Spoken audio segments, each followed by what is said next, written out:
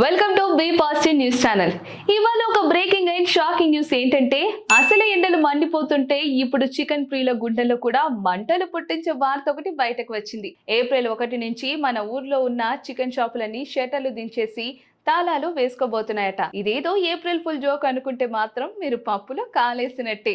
ఎందుకంటే మన పల్లెంలో ముక్క లేనిదే ముద్ద దిగని వాళ్ళకి ఇది కోలుకోలేని దెబ్బ. అసలు ఈ గొడవ ఎందుకు మొదలైందంటే చికెన్ రేట్లేమో ఆకాశాన్ని అంటేలా పెరుగుతున్నాయి. కానీ పాపం ఆ షాపులు నడిపే చిన్న వ్యాపారులకు వచ్చే లాభాన్ని మాత్రం పౌల్ట్రీ కంపెనీలు దారుణంగా కోసేశాయట. గతంలో లైవ్ చికెన్ మీద కేజీకి 13 రూపాయలు, డ్రెస్డ్ మీద 21 రూపాయలు వచ్చేది. కానీ ఇప్పుడు ఆ కంపెనీలు కమిషన్లు తగ్గించడంతో షాప్ ఓనర్లు కరెంటు బిల్లులు, అద్దెలు, ఆ ముక్కలు కోసే కుర్రాళ్ళ జీతాలు కట్టడానికి కూడా పైసలు మిగలడం లేదట. మేము కష్టపడి కోళ్లను తెచ్చి కోసి అమ్ముతుంటే లాభాలన్నీ ఆ పెద్ద పెద్ద కంపెనీలే గట్టుక్కున మింగేస్తున్నాయి.